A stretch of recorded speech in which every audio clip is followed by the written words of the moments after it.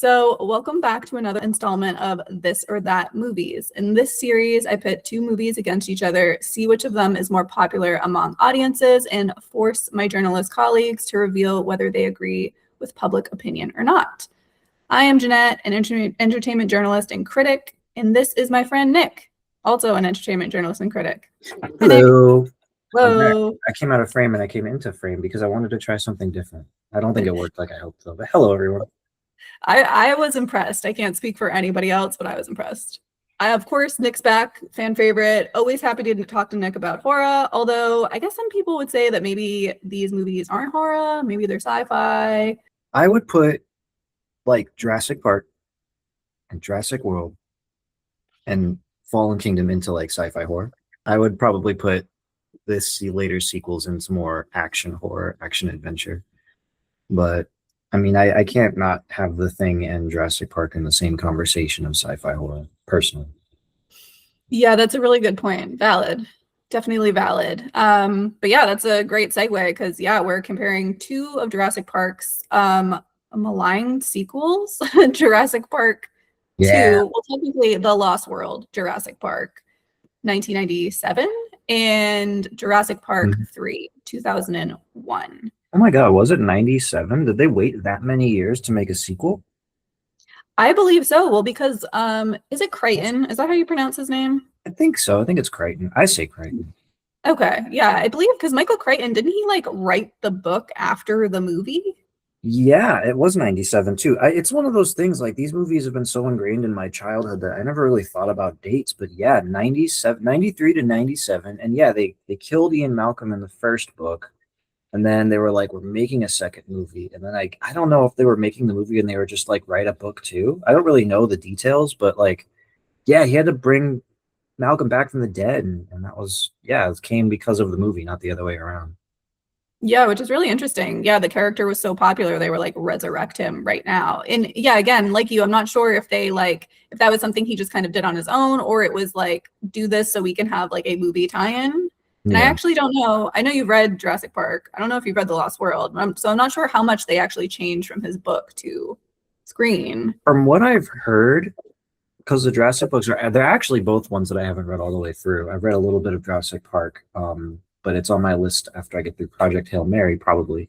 And I remember that a lot of what is covered in like maybe Fallen Kingdom, I think, is kind of inspired by what The Lost World did. Like that's what I've learned is that a lot of these later sequels have taken a lot of beats from what The Lost World did. But I think it was like different enough, but not super different. I'm trying to remember because I used to know this stuff like in the back of my hand when I was writing about it more, but now my brain's just completely sludge.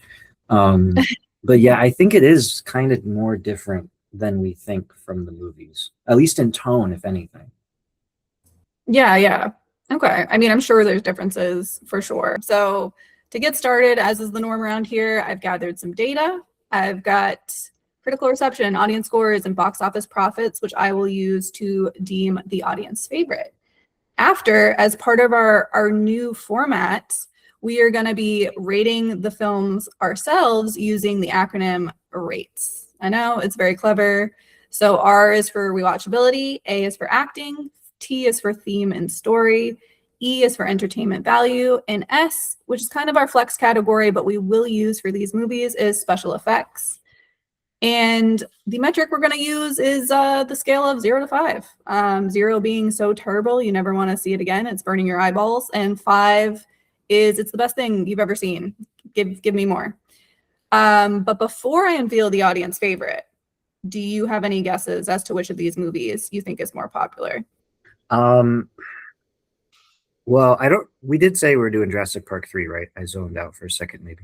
Yes, yeah, Lost World and 3 versus 3. That needs to get edited out, I'm sorry. But okay. I would say that The Lost World might be the more popular just because it's kind of funny, like, because I vividly remember getting Jurassic Park 3 on VHS for Christmas and watching it that morning for the first time. And I remember the marketing push. Being an Orlando kid or a Florida kid, now I live in Orlando, but I was always a Jurassic Park. And I remember the marketing push for Jurassic Park 3 being And that early 2000s era where everything got a wild marketing push that was geared towards teens. And I remember the ads for the theme park and the tie-ins, and it's like they still have a Spinosaurus head at the park. When I was a kid, I probably would have told you the Lost or Jurassic Park 3 was the most popular, but in hindsight, I'm gonna say the Lost World just because more people talk about that now, especially than they have ever with 3. Yeah, no, great guess. You're right. Yeah. Yes. I mean, both of these movies, their stats are pretty sad compared to the OG Jurassic Park, but Jurassic Park 2, for the sake of my brain, scores better in all the categories. So on Rotten Tomatoes, it's got a 57% versus JP3's 49. IMDb, we get a 6.6 versus JP3's 6.0. Letterbox, it's higher with 3.1 stars versus JP3's 2.9. And Wow. box office, it also, I didn't adjust the box office for inflation because I was lazy, okay? But I'm almost positive, even with the inflation adjustment, JP2, I mean, it doubles worldwide. We're sitting at like 600 million versus 368 million for JP3 for the worldwide box office. Don't worry, you might not have adjusted it for inflation, but luckily for you, on my phone here, I didn't either. So we're just gonna go with it. Yeah, that makes sense. I'm pretty sure it's still made. Yes. So yeah, The Lost World is the more popular movie, although as I said in the opening, both of these movies are very divisive among people. So Nick and I are now going to move into our personal ratings, and we are going to start with segment 1, rewatchability. What are you rating each movie, Nick, on a scale of 0 to 5? Ooh, so for me, I probably go through a potentially yearly rewatch of the Jurassic movies until I get tired, which kind of will sometimes come right after Jurassic World. But for me, The Lost World, like I don't know if this, well, I would give it I'll give it a 4, solely because it is just so long. It gives you everything that you wanted from Jurassic Park in terms of a sequel definition. It takes the cage and the fences away, and it puts you out there. You're exposed, but it does take a while to get to the epic T-Rex sequence, which I feel like is when the movie, in my teenage mind, that's when the movie starts, is when the T-Rex attacks. Which I guess is the same for the first movie. That said, still very fun, still worth rewatching. It's a very rainy day today, and whenever it rains, I think of Jurassic Park. So right now, I'm just like, this is the perfect weather to get cozy up and watch The Lost World. But I would give it a 4 just because of the length. You could argue the movie overstays its welcome a little bit, especially once you get to the mainland, no matter the thematic message it's trying to send. But feel comfortable with a 4. Jurassic Park 3, see, that's where it gets a little tough for me because I don't hate Jurassic Park 3, but my realization is that it's a faster paced watch. But I personally, I guess I don't want to give it a 5 because I feel like that's too much. So, but I don't want to give it a 3 because I feel like that's a disservice. So actually, maybe I'll give The Lost World a 3.5 and give Jurassic Park 3 a 4 because I do think Jurassic Park 3 is highly rewatchable just due to the fact of its simplicity. Though what keeps it from being a 5 is that so many characters in the movie are just so incredibly insufferable by design. No idea what you're talking about. But it's okay. So I would say 3.5 for The Lost World, and I would give Jurassic Park 3 a 4. Interesting. Okay, I thought you were gonna go higher for Lost World. So I'm trying to take my internal biases a little bit out of it just to kind of be completely unbiased, but The Lost World is still my number 1 favorite, and I will rewatch it much more than Jurassic Park 3. So that's, for me, I will still rewatch it with that 3.5. It's the biggest 5 a 3.5 could ever have in my eyes. There you go. Yeah, I appreciate that. I appreciate that. But now it's going to make it seem like I'm copying your numbers, but these were kind of the same numbers I was thinking up in my brain. What? Yeah. So I was also thinking like a 3.5 for The Lost World when it comes to rewatchability. Like you, I love all the Jurassic Park original trilogy and some of the later movies. And I will rewatch them at any time. But yeah, there is something about The Lost World that is like slightly less. I do think now that you say it, the runtime definitely comes into play there. Long one. It is a long one, and it doesn't necessarily need to be. There's a lot of like tightening up they definitely could have done. Whereas I think JP3 it's infinitely more engaging.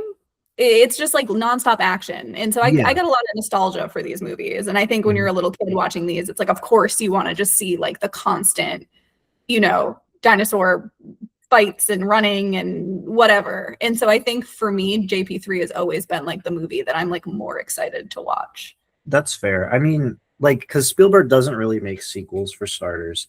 And second, you can tell that this is a sequel where because Spielberg was making it, they were like, tell a story. And for better or worse, The Lost World tells a story. However, Jurassic Park 3 is like the perfect definition, the perfect blend of summer blockbuster and movie. And so it's Mhm. got all of that momentum because it's very much like it's a movie made for the franchise. Like we know why we're there. There isn't a deeper theme that needs to be told. We're lucky that we get it though. Right. And I think that's what makes it a bit more fun. And also, quick aside, you know the scene in the Lost World where they're all watching the InGen guys capture all of the herbivores and they're looking over Mhm. the ledge? Tell me why is it that when I picture that scene, I'm picturing Sam and Frodo looking over the ledge instead? I can't, I'm literally thinking about it now and I'm like, I know I've seen the shot of all of them watching them catch the dinosaurs, and yet there's Sam talking about Oliphants. I don't know. Oh, I mean, hey, that's like the crossover fan fiction you have And to with write now. dinosaurs in Middle Earth that weren't dragons, I would freak Mhm. out. Especially if Aragorn rides one. Oh my god, forget it. Maybe more like Legolas. I can picture him like swinging up there, He and would surf one. He'd surf a yeah, pterodactyl. that would definitely be sick. Yeah, Talk about rewatchability. seriously. Um, okay, so moving into segment 2 is acting. How are you gonna rate these each movie? Scale of 0 to 5. What do you got? Hmm. Good question. I would say for the Lost World. I mean, I'm trying not to let the daughter sway my entire opinion on the acting in that movie, because the acting is good in it. You know, obviously Jeff Goldblum kills it. He's my favorite era of Ian Malcolm because I'm not the mentally cool rock star. In my head, I'm Dr. Grant for sure. But if I had to pick an Ian Malcolm, I would be the one that doesn't want to be there at all. I'm not interested. I don't want to experience, karma happen in real time. I'd be like, no, we got to go. So Fair. I really respect how he plays that. Vince Vaughn's surprisingly very fun in it. And the bad guys are awful in the best way. And I love the hunter. I think the hunter's got so many layers that don't get explored. And like one deleted scene did such a good job. I forgot his name though. Roland? I think his name was Roland. Yeah, that Roland. sounds right. He was cool, man. But I would have to give the acting in that one. I'll give it a 4, because it's not bad. The daughters, kid actors in Jurassic Park have never been my favorite thing in the world, like at all. I like the ones in the first one. I like the ones in Jurassic World. After that, I'm good, man. Well, I Mhm. actually, I'll save that for the next movie. But yeah, she was a rough one. She did gymnastics and killed a raptor. That was wild. But yeah, I give it a 4. And then for Okay. Jurassic Park 3, I have to give it a 4 too, because it's got Dr. Grant, and that's my boy. But also, no Mhm. matter how insufferable the Kirby's are, it's believable. And I think that's my favorite thing. When you hate characters a lot, it's because the acting is very good. And they were just the right amount of dumb, and they learned just enough by the ending that it's nice. And also, Eric is a kid in the Jurassic Park movies I really enjoy. He was smart. He's the one I would hope to be if I was stuck on Mhm. an island, because he was resourceful as hell. But yeah, I would have to give both of them a 4. I mean, I really don't have any bad notes on acting for those movies because one of them's a Spielberg movie, and the other one is a. Did Joe Johnston make Jurassic Park 3? He did. Yeah, I believe so. Yeah, Let me that look. guy did Captain America, the First Yep. Avenger, and the Wolfman. Yeah, I like the Wolfman. That was a good movie. Maybe we can do this or that later, so I can tell people why they're wrong if they don't like it. But anyways, yeah, I give them both a 4. Okay. Man, I don't like going after you because now you're like you're swaying my opinions every time. I love talking, and this is the only time I get to talk, and you're the only person who's like, "Wow, you're making sense." And it's nice, very validating experience, but way cheaper than therapy. uh, um, okay. I originally I agree with you that I want to like let me start at the beginning. I think like this is very much like, yeah, it's like a team Ian Malcolm movie or a team Dr. Alan Grant movie. And I I never think liked they're that when both they do that. great in it. I feel like Sam Neill, like, I just love Sam Neill. Like you, I think Ian Malcolm's a very cool character. He's a very fun character. Goldblum, like, obviously nails it. Like, he's like born to be characters like this because he is characters like that. Yep. Life imitating art or art imitating life. Which one is it? But Sam Neill, I mean, I love Sam Neill, Dr. Alan Grant. As you know, I have a huge crush on Sam Neill, and I will watch anything he's in. I've watched a lot of Sam Neill recently. I think he's like slightly less thrilled to be involved in this movie, and I can see it a bit. But he's great because I mean that character is just very like organic and natural, I think, for him to play. But yeah, I think that like you, I think like obviously the disclaimer here is, yeah, the Kirbys are annoying, terrible characters. But as you said, if you feel that way, it's because they're good actors. Like, I'm sorry, Téa Leoni, she does a good job with it. I think the thing about her character, and I saw this like in an interview with somebody, I want to say it was like one of the producers from George Romero's Dawn of the Dead. And he had talked a lot about how he did not want the woman in that to be screaming all the time because and I'm paraphrasing here, he kind of was saying that, you know, there's like a fine line where screaming becomes like overstimulating and annoying. And I think that's very much what happens with Amanda, Téa Leoni's character, in JP3. Is it realistic? Sure, I'd probably be screaming too, like coming face to face with these characters, but is it grating? Yes. And then there's Billy. I like Billy, but Billy was a little selfish. Yeah. So, but again, it's not like bad per se. And I agree, the children actors can be hard. I don't want to like take fault with go too hard on the child actor in JP2. Yeah, I think I'm gonna go with a 3.5. If I'm comparing it to like the original Jurassic Parks, I think those would be like 5 to 4.5 performances for me. So I'm gonna bring it down just a little bit. I think it's good, but I think some of the acting is hurt by the writing. Yeah. They take some wild swings in both of these movies, truly. They truly do. And it's fun, but I think as a result, it's like the actors can only go so far with it because it's just silly at times, you know? And that's I think the most important thing to talk about in a series like this, where there are kid actors and there's different ranges of actors, is that it's never so much the delivery as it is the script.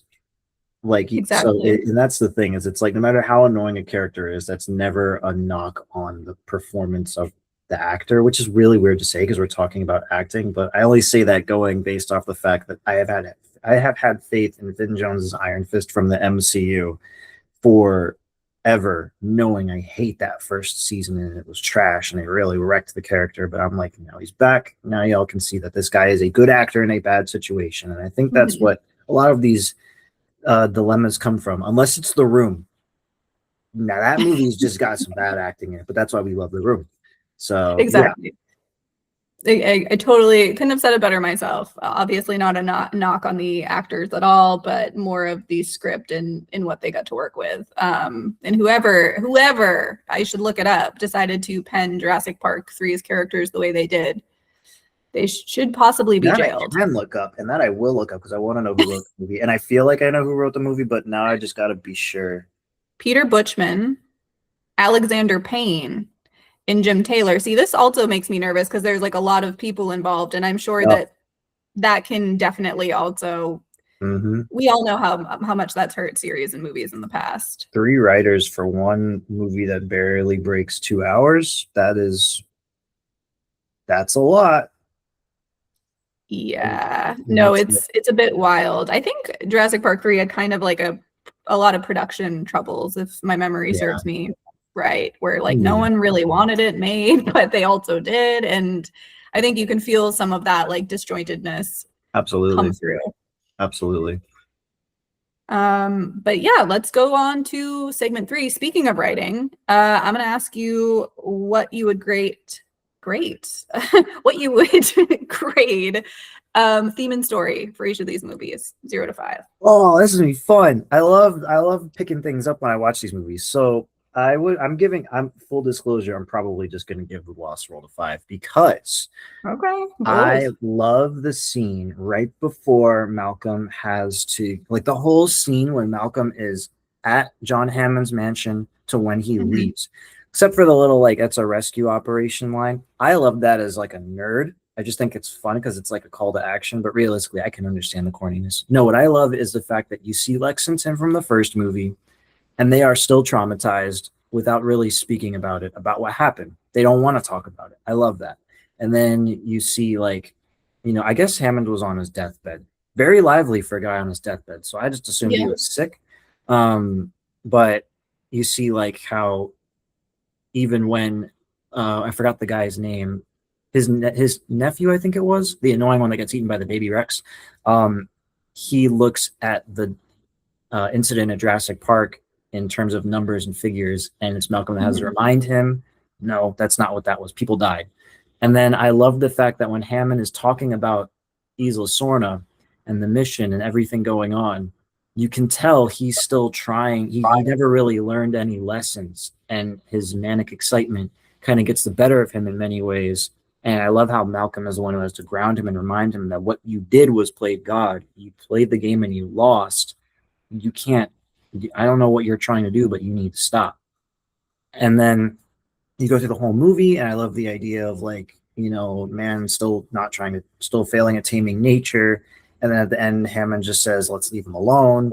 I love the themes of that movie as a whole, but that one scene is really what tips the scale for me and kind of puts into perspective the justification of a sequel. Another situation where you didn't need one, but you got one, and this is how they justified it, like that. So I'd give it a 5 just off that alone. I think it's fair. And that transition when the mom screams and then Jeff Goldblum's yawning.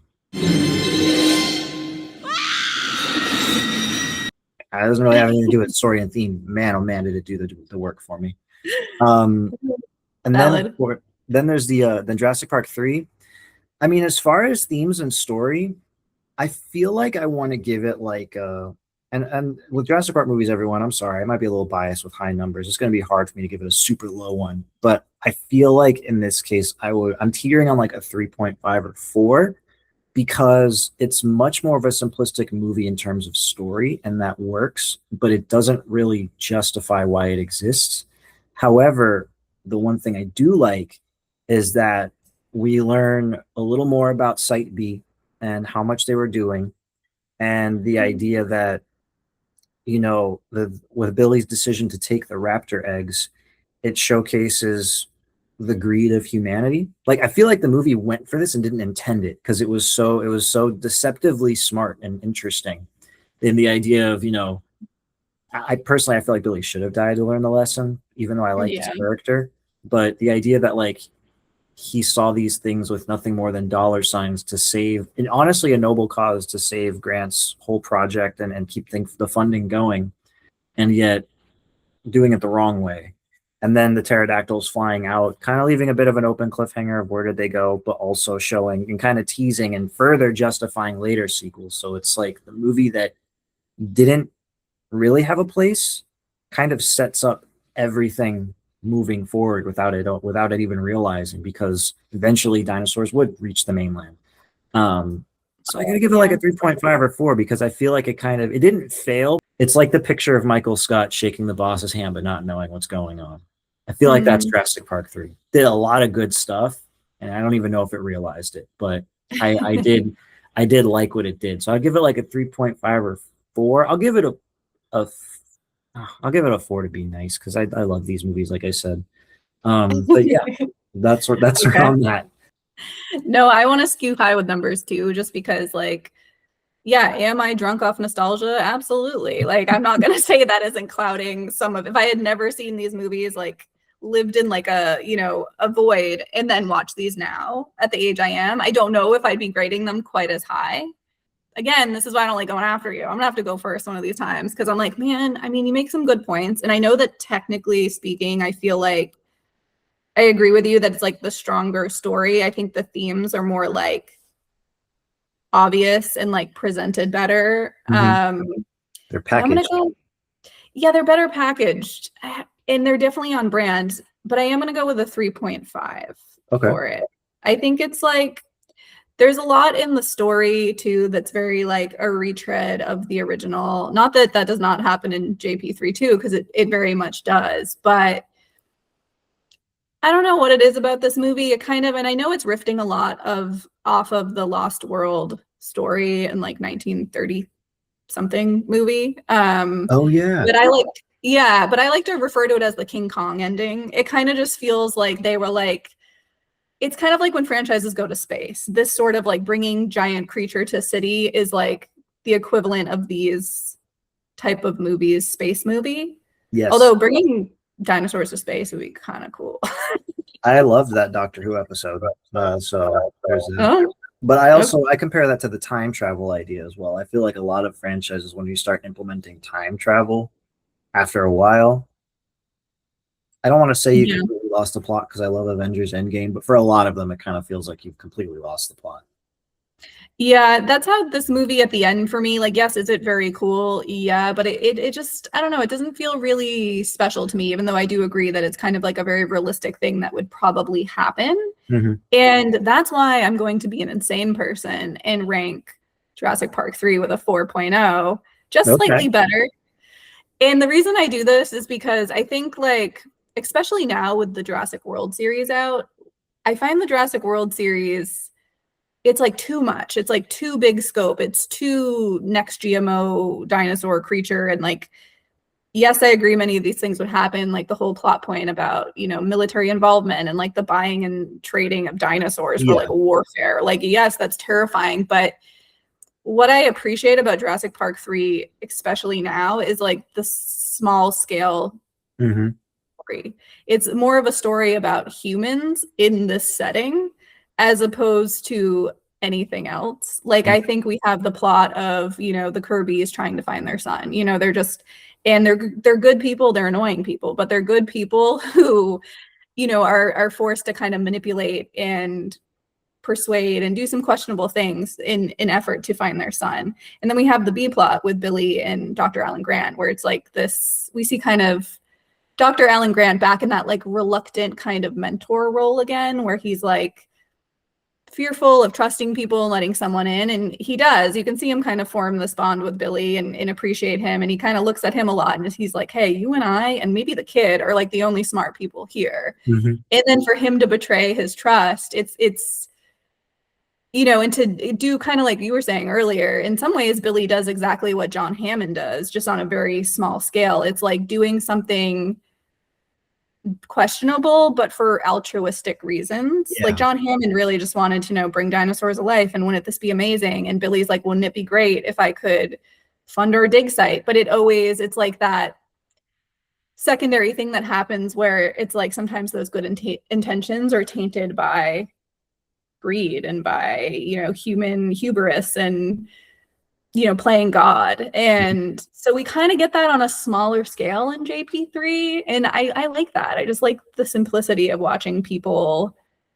be people, but in this very like fantastical setting, if that makes sense. No, I get that. I get that entirely. And I think that it's nice that for a franchise as big as this, that if you want to watch something smaller scale, there's an option.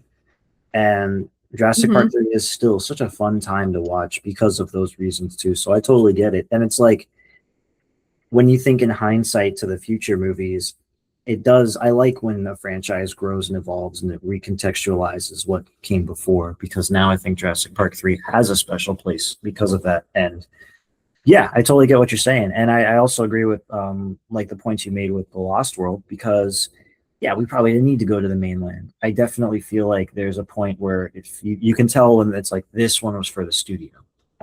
So I think that that's kind of the major thing with that. But no, those are all good points. And this next one you are going first, because I want to be in your position and see if you make points that I didn't think of, because you do that as well. Okay, that's fair. So we'll flip. So for segment 4, entertainment value, we're going to score it just like we have been, 0 to 5 for each movie. I'll go first. I feel like this one's like a bit easier and a bit more subjective, but let me think here. I think I kind of want to stick with what I've been doing is like the 3.5 for Jurassic Park 2 Mhm. and the 4 for Jurassic Park 3. I think Okay. that's fair. Like I love like again, I love both these movies, but I find I just have more fun watching Jurassic Park 3 as a whole, or Jurassic Park 2 for me, it's very like the enjoyment I get from certain things are like tied to very specific scenes in that movie. Like obviously the camper scene, it's ridiculous, but like every time I'm like, oh, this is so much like it's so much fun, or like I'm going up in the high hide and even the stupid thing when they're like in, the waterfall and the With the snakes T-Rex come out on tongue? that guy. Hmm. Love that. I love it. So like there's specific scenes in that I really look forward to, but overall it just I don't know, there's something about it that's kind of lacking. And as much as I love Goldblum and Malcolm as a character, I don't know if he's got the material to like carry the movie, which is probably controversial to say, but in Jurassic Park 1, he's definitely more of like the supporting character. He spends that entire movie laying down. And I mean, the charisma he has and the ability to become like such a lovable fan favorite character when he's essentially removed from the main action is incredible. But I don't know if that same sort of like heart is there in this movie to really make him pop. It's like I'm kind of just invested in him because I already know I like him. Yeah, that's Whereas fair. Jurassic Park 3, I don't know, I just think it's fun. It's like nonstop action. There's so many like stupid lines and like jumps of judgment in that movie. I mean, the cast is annoying, but Dr. Alan Grant's there, and I like Billy. I think Billy is a solid character, It is. And a lot of the cast is disposable, but oh well. I don't know. Like it's fun. I mean, I think Jurassic Park 3 has like one of like the funniest like lines in it too. Like the whole conceit that Dr. Alan Grant is gonna like broker peace between humans and raptors is like that's camp. Like that is some campy comedy shit that they play so straight.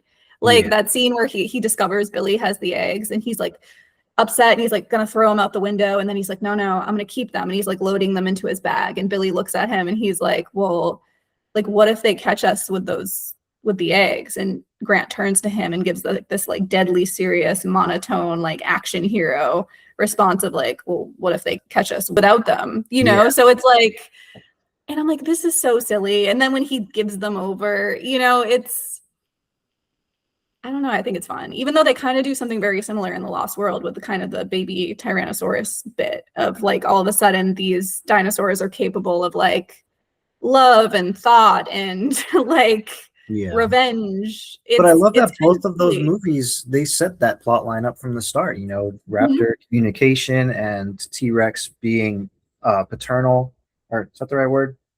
Paternal Yeah, and maternal. I maternal. don't know. Mhm. Whatever for both of them.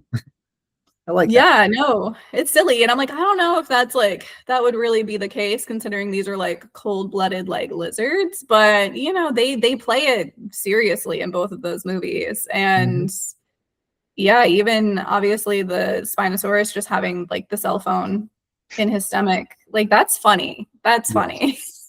It's So the yeah, Jurassic Park 3, that's why it gets the 4 for me. What okay. about you?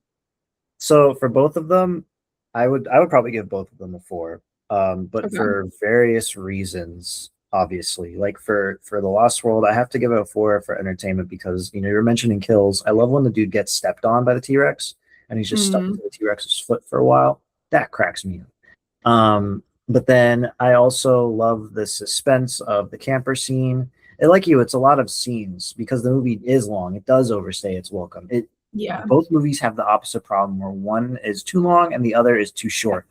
And that's probably why I can't give them both a 5. But yeah, the camper scene stands out for sure. Um, I also love the I love the part when Vince Vaughn's character. He has a couple parts I like. I like when he's like only hired to sabotage whatever InGen's doing because that's actually what he's good at. I thought that's just awesome. And then I Mhm. love when he's going to that welcome center where it's kind of like a poster for the Jurassic Park that almost was or something. I like those little lore bits. And I think the baby T-Rex is very cute too. So there's that. But yeah, I see what you mean with Goldblum kind of not necessarily being the one who could lead it, because yes, there was a dino expert in Sarah's character, or in Julianne Moore's character, Sarah. But I feel like the difference between her and Grant is that you could tell that she wasn't on the same level as Grant. Because if Grant shows up and he's like, this is how you have to deal with a raptor, you listen to him because he's the raptor guy. And I feel like Sarah was very much researching and learning still. Like, she wasn't at the same level in terms of experience with paleontology, that, because I didn't even know paleontology was her forte. So it was missing that component to ground Malcolm like that. And I think that's probably why both her and his daughter were there, because he needed to be grounded in another way, which gets the job done for sure. But the lack of Grant is felt for sure. Whereas on the flip side, for Jurassic Park 3, the lack of Malcolm is felt because there's no one really sarcastically challenging Grant's status. Because the whole time in Jurassic Park, you're so caught up with the whimsy and the wonder of dinosaurs. There's a whole subplot of Grant not being able to commit or not wanting kids, and then Malcolm showing up and he's flirting with Sattler, and there's like a decade or some change age difference between them. And all of that stuff is going on behind the scenes that you don't really pay attention to. And now that Grant's kind of got like a son figure in both Billy and Eric, there's no sarcastic person to kind of be his foil. However, what I love about Jurassic Park 3 is that there's so much more dinosaur representation.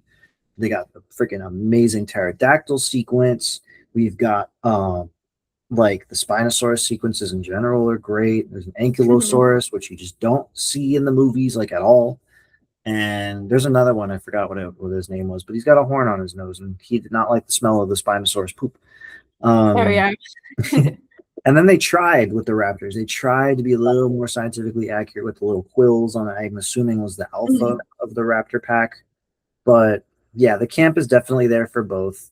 And whether you are trying to communicate with raptors through an olfactory center you 3D printed, or you are doing a wicked spin and dismount on a velociraptor in the second movie, there's a lot of camp between the two. And I have to give them both a 4, because I mean, if we were like doing Jurassic Park as a whole versus Jurassic World, I think I'd have much wider ranges of numbers. But Yeah. this was still at a time where even its worst movie was still good. And again, I like all the movies, but realistically, its worst movie was still good in that original trilogy.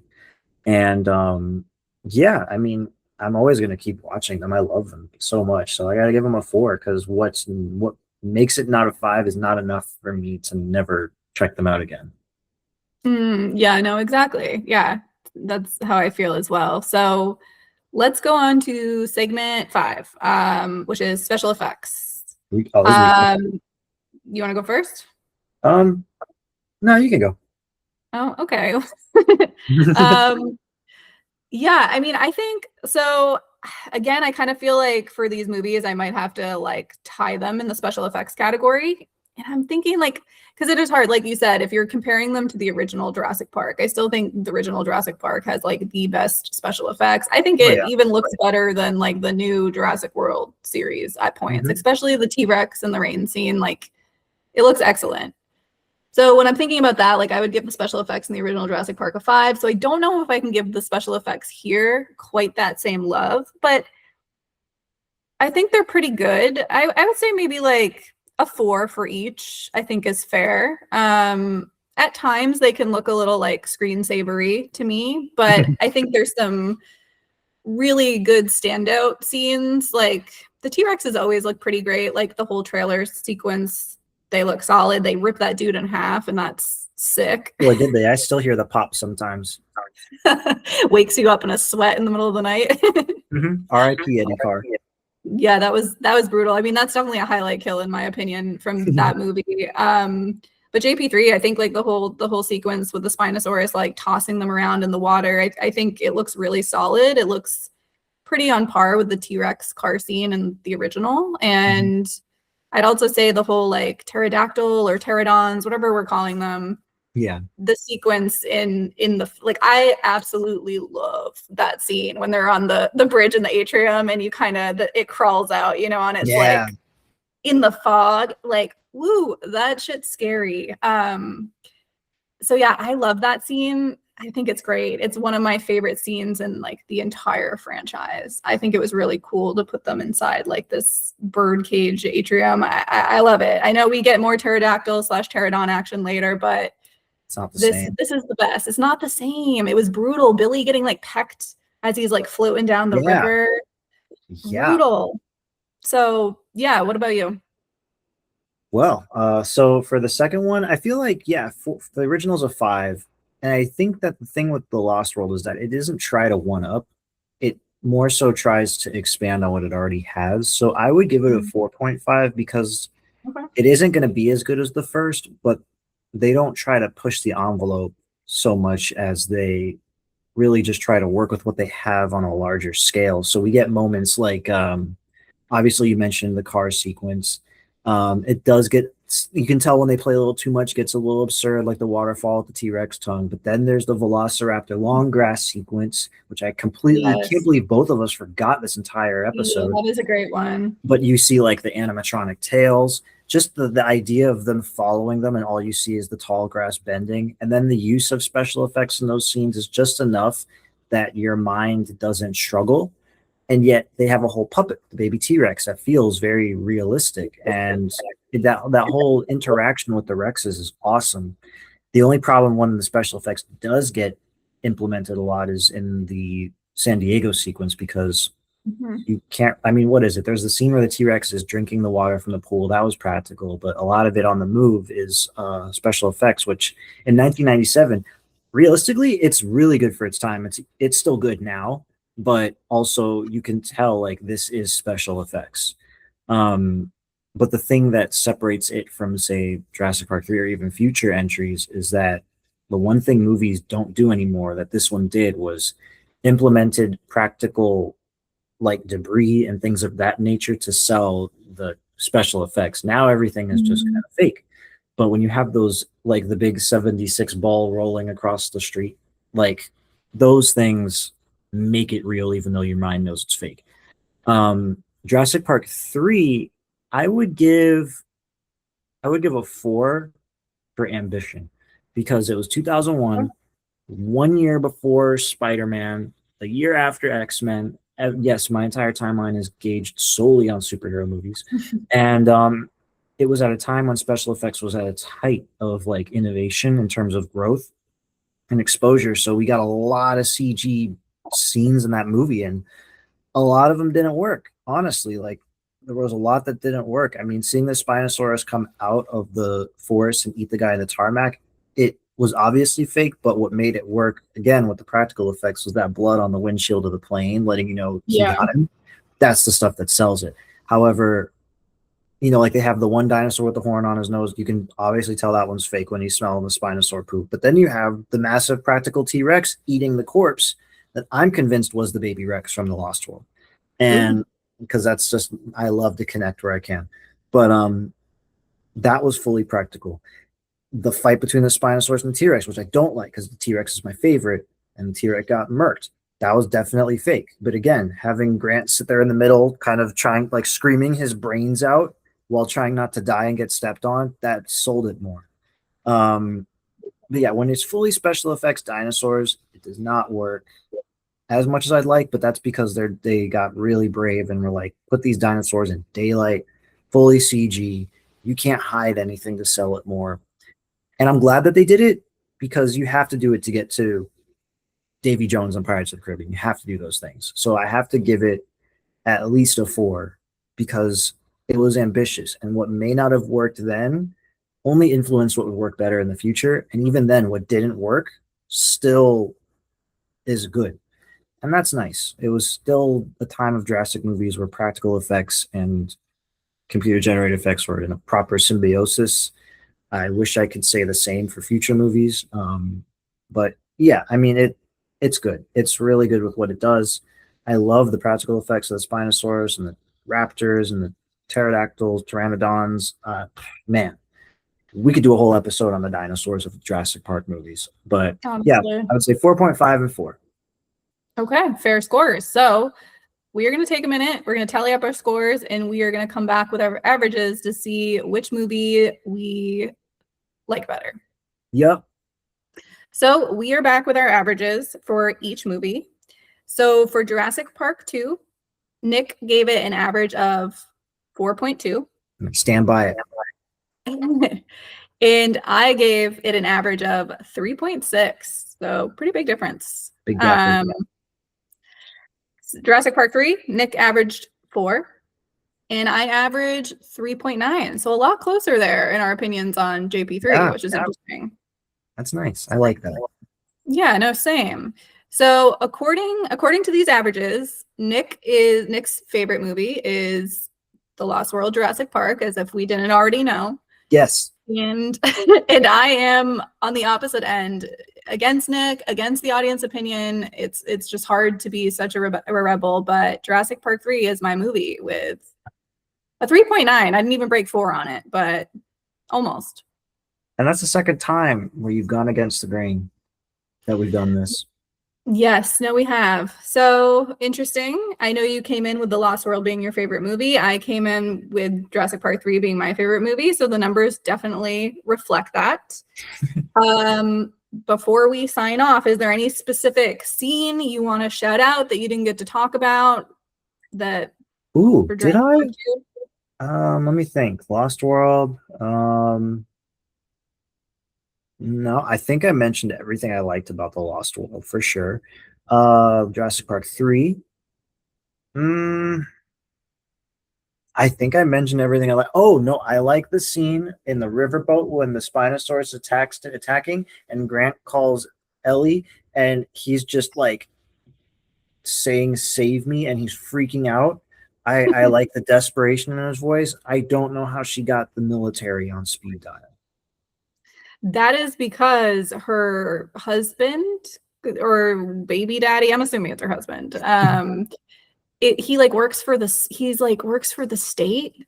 He's like she makes a big deal, like the one interaction, because in the very beginning of that movie, he goes to her house and they kind of fake you out, and you almost think that Alan Grant and Ellie had kids together, and then it's like, oh, surprise, she's with this other dude, and they make a big deal of him being like, I work for the state. How he got the entire military, though, I don't know. I guess that's a perk of being a federal employee or a state employee, I guess. Yeah, you're right. He did say that, and I completely didn't even notice out of the many times over 20 years I've watched that movie. I guess because when I hear state job and then the guy's like super normal, I'm just like, whatever. That means he could be filing people's pay for like public transportation. I don't know what that means. Yeah. So that makes a lot more sense. He just was like, hello, the military. Yes, some people went to a restricted island. They might get tried for that, but we're going to need you to go over there and hatch a rescue mission ASAP. Yeah, no, exactly. And then we get that great line. Well, we get that weird shot too, where he like shows up on the beach and it's just like the one guy standing in a suit. And they like try to fake like, what was that shot? And then like 2 seconds later, like tanks like roll up from where the water. Yeah. And then where would they find Billy? Was he like right at the mouth of a river just bleeding out like that? He's like, yeah, and they're like, down there? We see this dude. I don't know. But happy endings all around. Agreed. I do agree with you that Billy probably should have died, but you know, it is what it is. But yeah, like you, I think we covered. I'm glad you brought up the long grass scene, because I do think that is such like a special scene in The Lost World. I love it. I think it's very like homage almost of when we first see the raptors in Jurassic Park 1 and we kind of just see the grass moving, and it leaves a lot up to your, imagination. I think it's nice. And also really big fan of that like little scene in Jurassic Park 3 where they're all kind of like, they first see, is it the Spinosaurus, I guess, like feasting on something, and Alan Grant's like, don't move, can't see us. That was the T-Rex. That was the T-Rex. Okay. Yeah. So we see the T-Rex. He says that. And then everybody is like, oh, hell no. And they all start running and just kind of leave him there. It's a really stupid, like, comedic beat. But I think it's kind of fun because it shows they're almost like, oh, no, we're doing something different this movie. Like, we're not doing this, like, can't see us if we don't move thing from the past, So for what it's worth, I thought that was worth. Absolutely. But I think that's a good place to wrap it. Is there anything you want to plug, Nick? Anywhere people can find your hope streams and writing? Yeah. So you can find me for my writing at cbr.com. Just do the author and then just type Nicholas Brooks in the thing, and it's pretty self-explanatory. You can also find me on my podcast, Pop Sub Club, which is on YouTube and Spotify.